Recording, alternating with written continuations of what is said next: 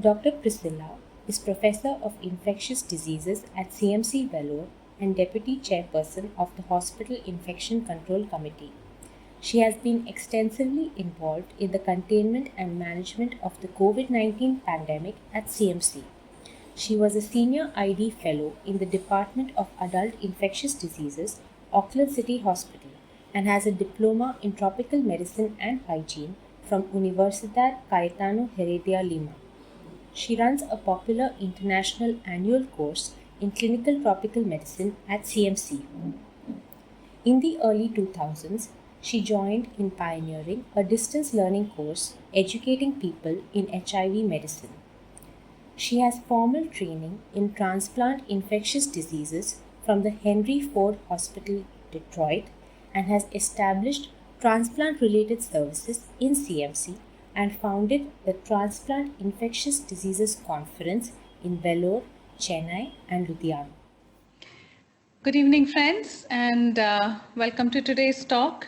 I thank the organizers, Dr. Sudha Jasmine, the Department of Medicine, Dr. Soumya Satyendra for having me today. I'm by no means going to give you a whole lecture about how we went about synthesizing evidence for the clinical management, but kind of a bird's eye view as to how we in CMC went about making our guidelines. So, as you know, this was the first case that was reported from Hubei province in China on November 17th, 2019. And this was in November, and then subsequently WHO went on to release its clinical management guidelines on 27th May. NIH released its first guidelines on 12th May. So as you can imagine, from the period November 17th to May, we really did not have too much guidance as to how to actually manage our clinical patients. So India, as you know, reported its first case on Jan 30th. So really, during that time, it was kind of a bit of a free-for-all. In addition, there was widespread panic, people were dying, and the WhatsApp and Twitter journals, who, as you know, had an unparalleled impact factor, were full of wisdom, and people were indeed very confused. All of this led to rapid publications, which, as you know, actually had a big risk of wondering whether the integrity of science was actually compromised. We had a lot of Twitter cheerleaders, which, as you know, is a megaphone for bad science. And of course, then there was this question of, okay, randomized controlled trials, and can we manage really without them? All this madness also had to be tempered with common sense, which, as you know, one of my friends actually had said, is an uncommon gift of God. So amidst all this confusion, we really have to figure out what is it that we should do with regard to the management of COVID-19.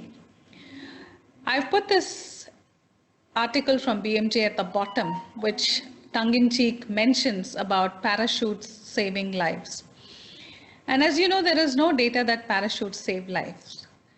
Some people get killed by parachutes, some people survive without them.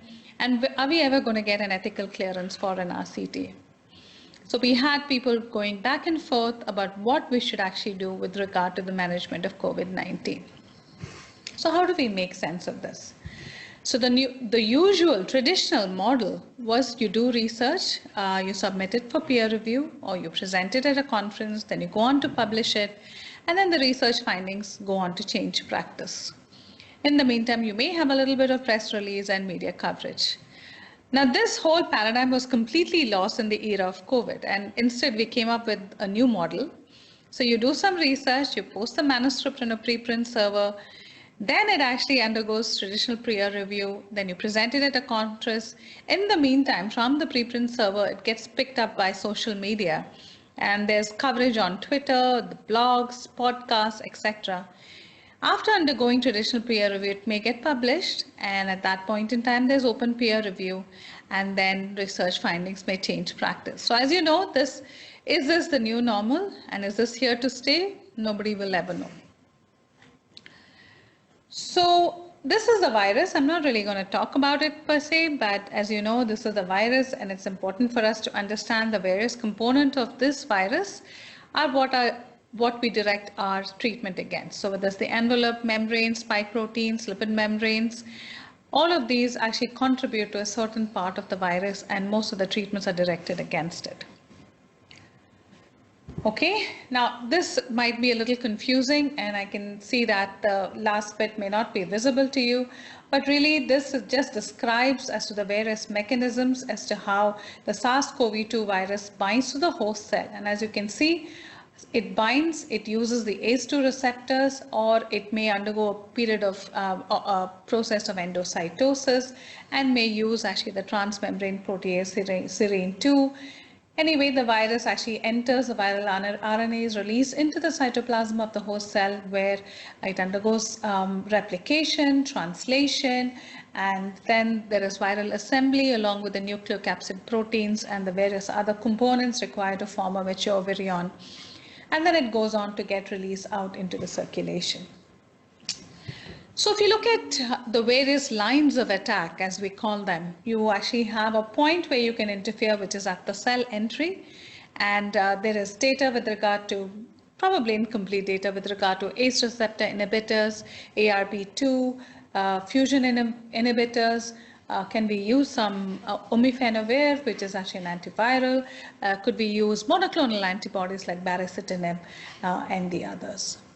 Then, of course, viral replication. We have traditionally been successful with HIV. So could we use similarly something that could actually block the replication of the virus? So we have RNA polymerase inhibitors, the most famous of that being remdesivir, ribavirin, very little data. And then, of course, favipiravir, which has also gained some importance, protease inhibitors, lopinavir, ritonavir, and darunavir. Then, of course, the host immune response, which actually, again, has been a source of great concern for physicians all over the world. So could we use some immunomodulators, maybe some non-specific like corticosteroids, and maybe some specific or targeting one particular part of the immune response, like tocilizumab or sarilumab or adalimumab or even interferons released by the viruses. Now, this virus, in addition, confuses more things. So it produces mild disease in most, it produces moderate disease in some, it produces severe and critical disease in a few. And unfortunately, there is no right way to identify which ones would actually benefit from treatment and with what treatment. That, again, is something that we don't really know at the moment. So if we had to deal with clinical management of COVID-19, in my head, it belongs to these categories: antivirals, anti-inflammatory drugs, anticoagulation, antibodies, for example, convalescent plasma. There is some data emerging from hyperimmune globulin, and of course, the monoclonal antibody, of which the one which has gained the most notoriety, which is tocilizumab. So, now, if we look at this is kind of a rough schema of the pathogenesis of SARS-CoV-2. And this is a patient who comes in, let's say he gets exposed, and at that point in time, he either remains pre-symptomatic or he remains asymptomatic. Then he may go on to develop a symptomatic stage, and then after that, there may be symptoms of hyperinflammation. So which should be the stage that we intervene? And common sense dictates, okay, let's intervene at pre-symptomatic stage rather than really at the symptomatic stage. But there is no way to actually identify which particular person would be pre-symptomatic or asymptomatic. So traditional wisdom dictates that this would be a good antiviral window where we prevent the patients from becoming symptomatic. So instead, most of the data is actually directed against the symptomatic stage, which is where we direct most of our therapies against. And of course, the immunomodulator window, which extends in the symptomatic stage and across to the hyperinflammatory stage. So this is in April, and this is a picture from Medscape. And this was a picture all over the world. Of course, the data, this graph is from the United States.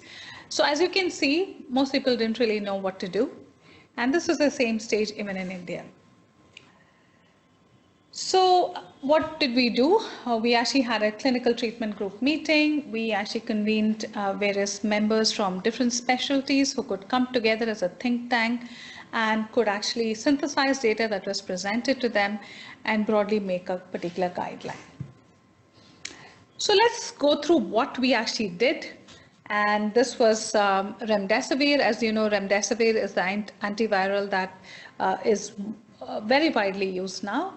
And what was really the data that is emerging? So if you look at the trial data, the first study actually came out from Wuhan. And here, when they actually checked, they had two categories. So the intervention here was remdesivir. The control was actually standard of care. And the outcome, what they actually noted was time to clinical recovery, mortality, SARS-CoV-2 viral load. Both of them were similar in both the groups, that is remdesivir and the standard of care group.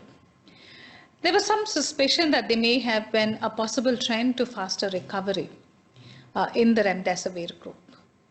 Then, of course, the most famous randomized controlled trial, the ACTT trial, where their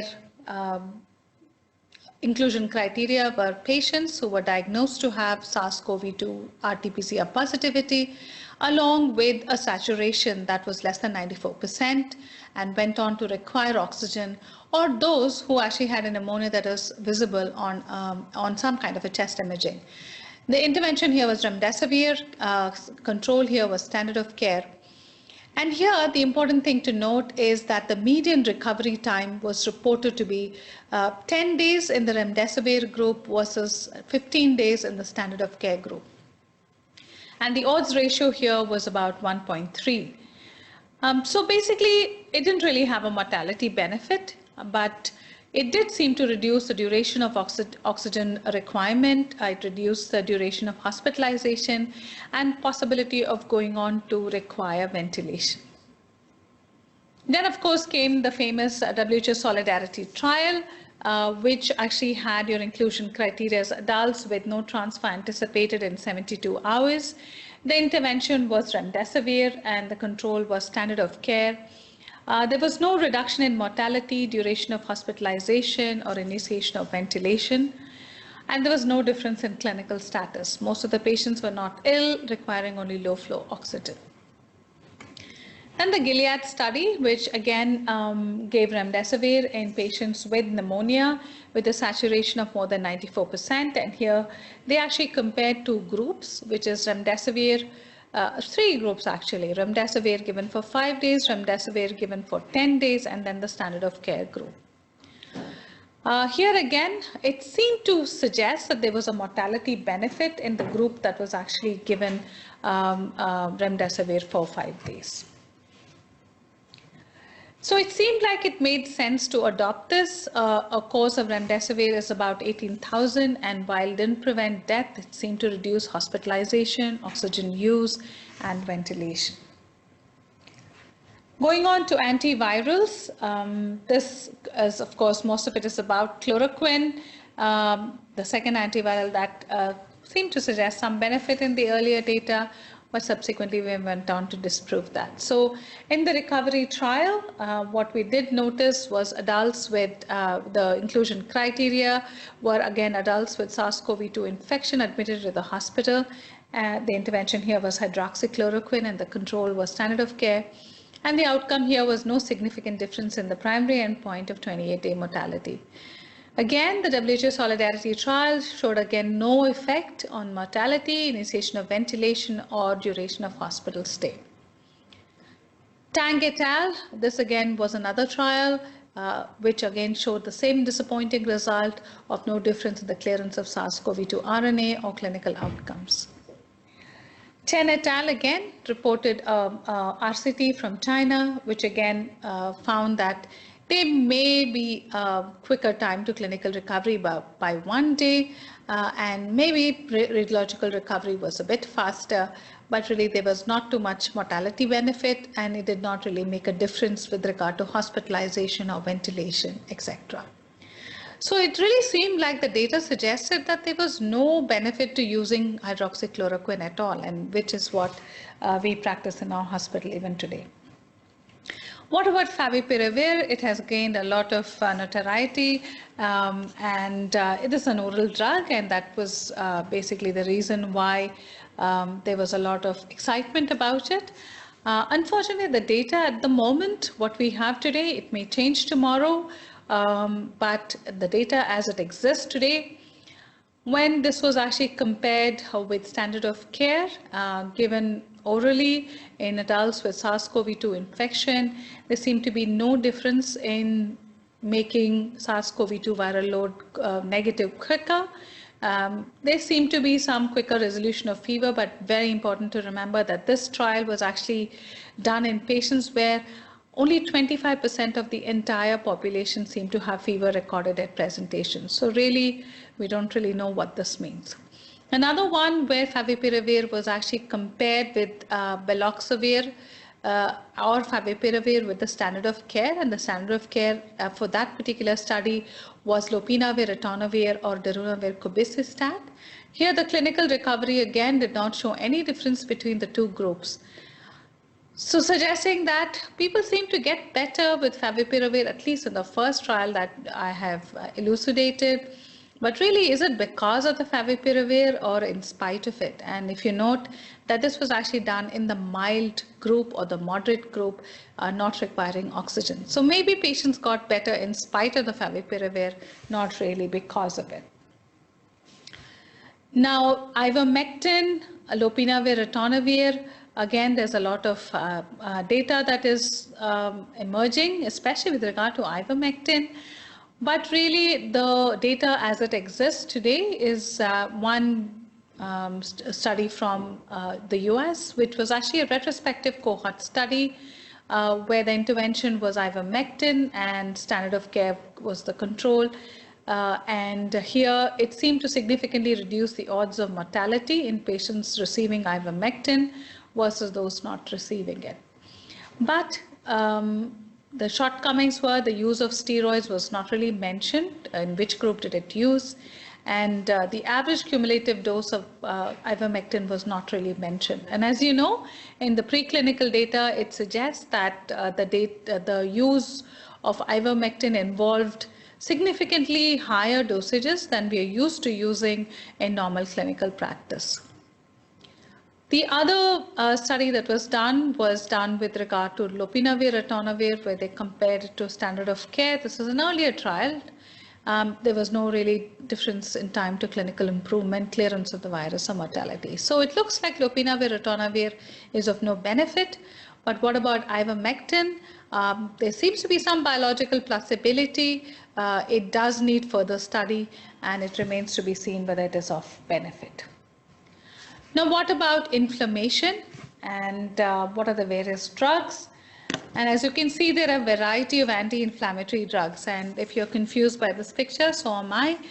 Most of these anti-inflammatory drugs are directed at the immune response that SARS-CoV-2 generates in the human host. And you can actually target variety of the pathways that it actually induces. So it may vary anyway from non-specific inhibitors like corticosteroids to specific IL-6 blockade like you see in tocilizumab. So this is just a bird's eye view of that. So let's say there is exposure to SARS-CoV-2 and there is protective immunity generated, and these patients seem to recover well and seem to recover faster.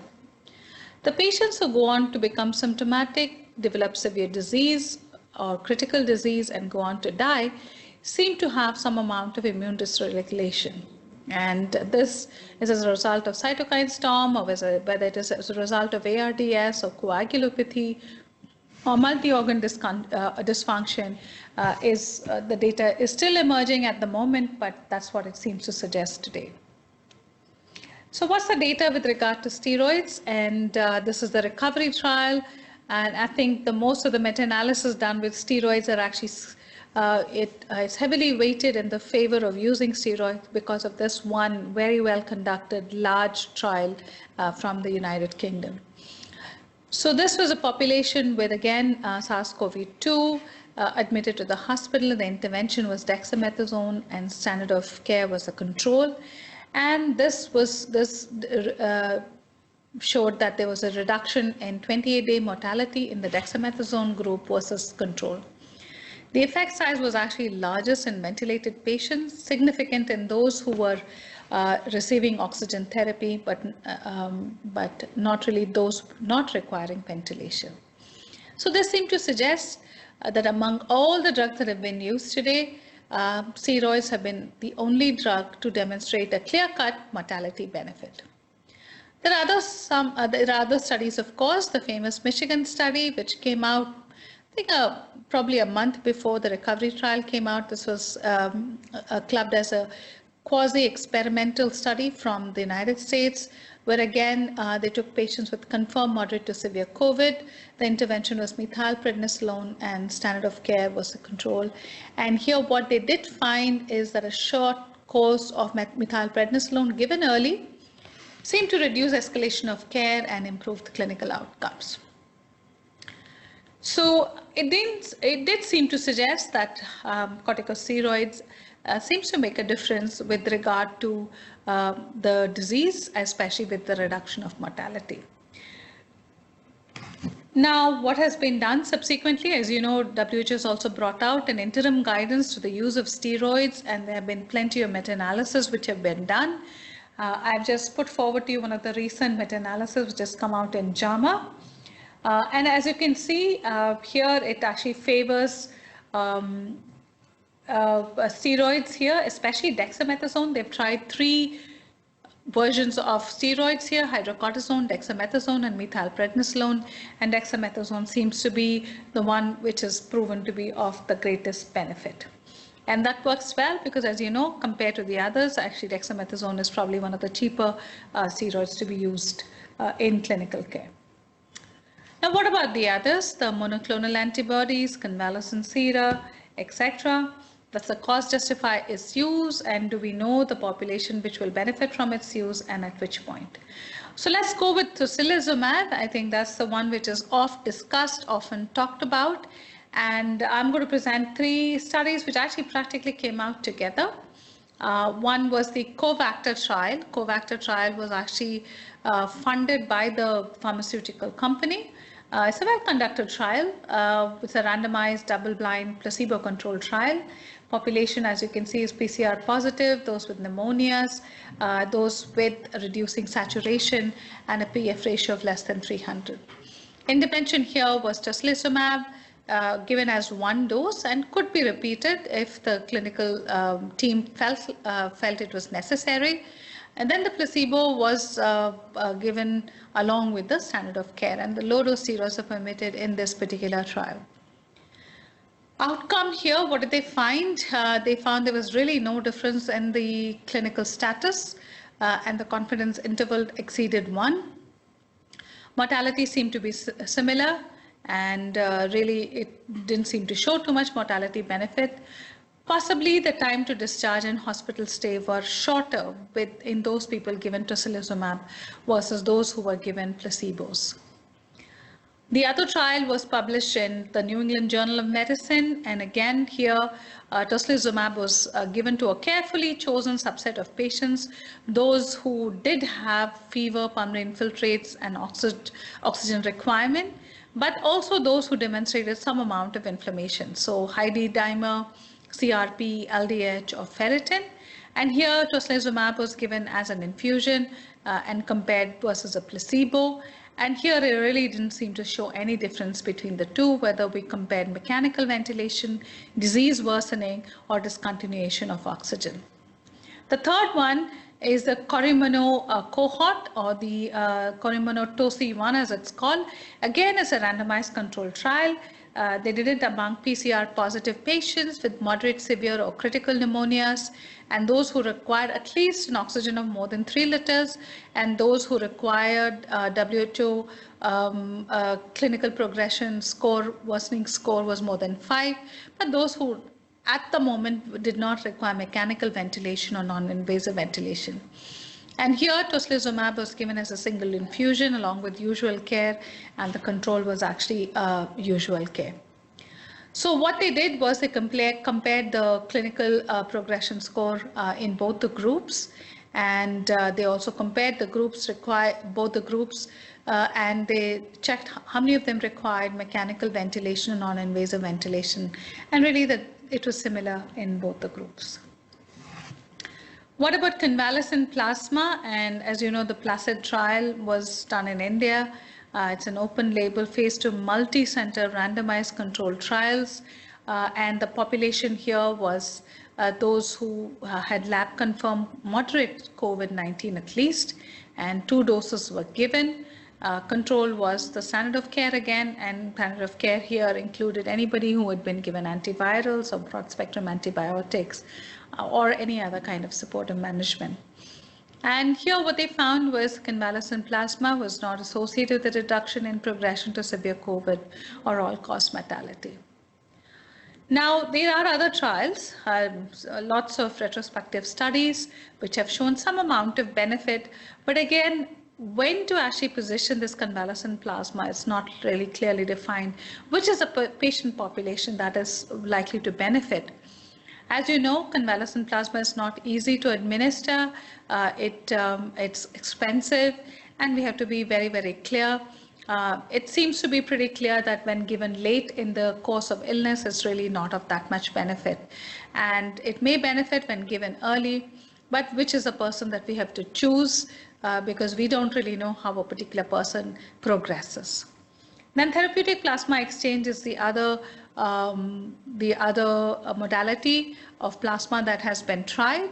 And here, what they really found was the group given therapeutic plasma exchange and compared versus those not given, all-cause mortality was seen to be only marginally lower in the therapeutic plasma exchange group. So these, at the moment, plasma seems to have no role, whether given as a therapeutic exchange or whether given as a convalescent plasma, seems to have no benefit in the treatment of COVID-19. Now, this is the registry of arterial and venous thromboembolic complications, and this is data from Harvard Medical School and Brigham and Women's Hospital. And I know that you already have a debate on anticoagulation, and I hope after the debate, the data being presented, you'll be able to make up your mind with regard to whether or not you should be giving therapeutic anticoagulation and which subset of patients, and I leave that to you after you've listened to both the debates. We have 2 very wonderful speakers.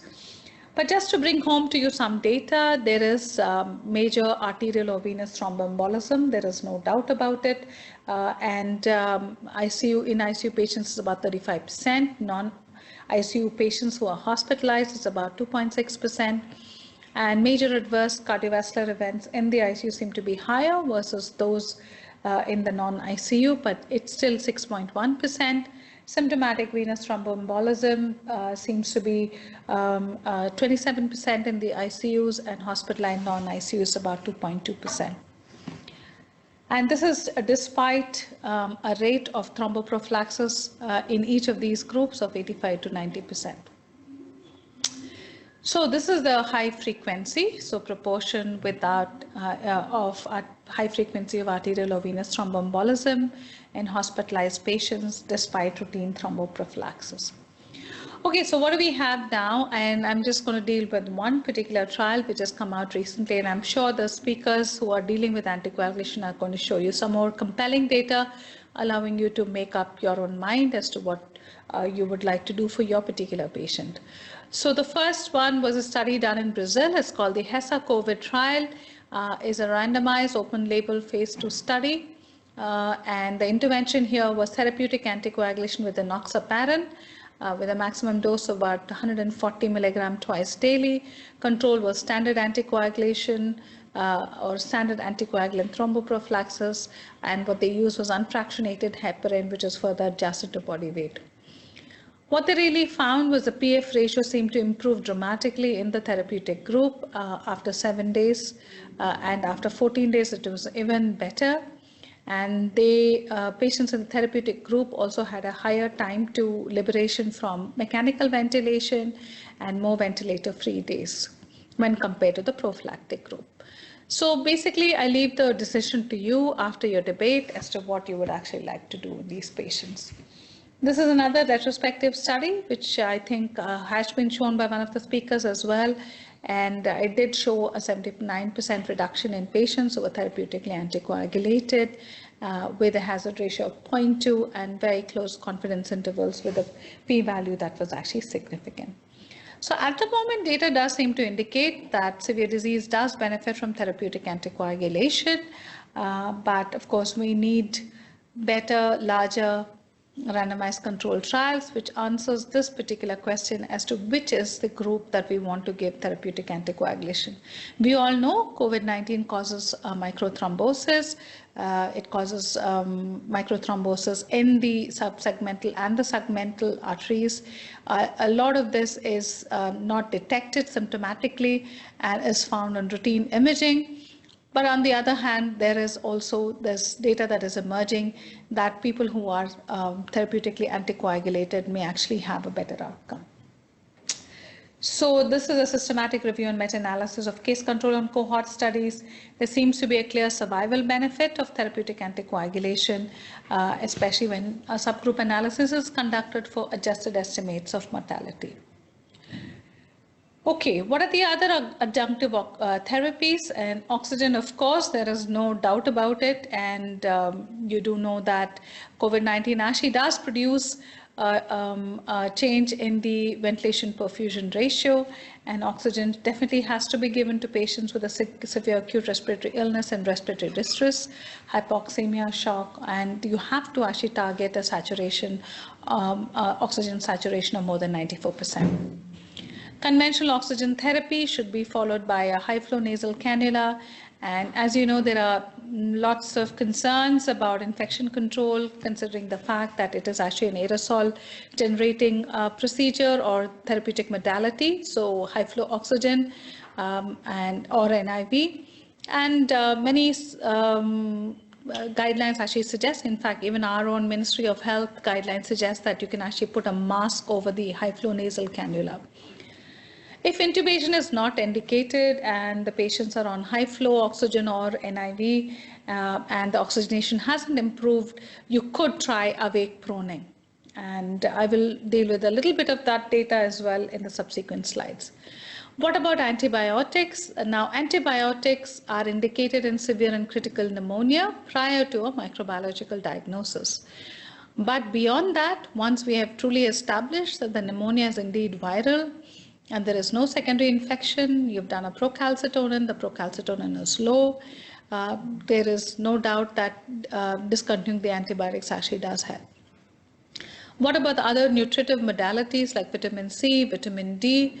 There is insufficient data to recommend for or against the use of vitamin C and vitamin D. There is some data emerging for zinc as well, and while zinc has to be given in the context of a clinical trial to see whether it reduces severe acute respiratory illness, more than therapeutic doses or more than what is the daily requirement of zinc should not actually be considered at the moment. Now, prone positioning, this is something that is oft debated, and as you know, there is no randomized control trial, but there are many observational studies which have been done. And this is a group that has actually posted it as a preprint. And what they've actually done is taken and conducted a meta-analysis of 15 observational studies with 449 patients. And what they did report was that there was a significant improvement in oxygenation post-proning. It improved the PF ratio, so that's the mean difference there, by 37 millimeters of mercury, which is pretty dramatic, and then partial pressure of oxygen by 30, and oxygen saturation by about 5%, which actually does make a difference with regard to patient going on to mechanical ventilation or non-invasive ventilation. So it seems to be promising. Of course, we are awaiting data from randomized control trials. So these are some of the graphs which again show the same thing, which seems to be fairly convincing evidence that awake proning should be tried in patients when we determine that they don't need mechanical ventilation and you've tried maximum doses of high flow nasal cannula or even NIV. This is how we went on to make our guidelines. We actually synthesize evidence every week. And this is how we summarize our decisions. This was how we reviewed the evidence, what was the certainty of evidence. We documented the date of decision and went on to decide whether or not these drugs should be adopted into our guidelines. So some of the scientific evidence behind this was also summarized in our guidelines, and this is how it helped. I think the most important thing is to make your own protocols, which is what we did, and we reviewed the evidence daily and then went on to see whether it could be adapted to our patient population. So as you know, that COVID-19 without our healthcare workers would have been a very difficult problem to handle, and this is the hats off to the indomitable spirit of all our healthcare workers who dealt with COVID-19. So I'd now like to acknowledge all the people who really helped, and these are some of the guidelines that you may want to look at from the Ministry of Health, from WHO, and from the NIH, which will actually help you make your own guidelines while synthesizing evidence with regard to the various drugs useful for the treatment of COVID-19.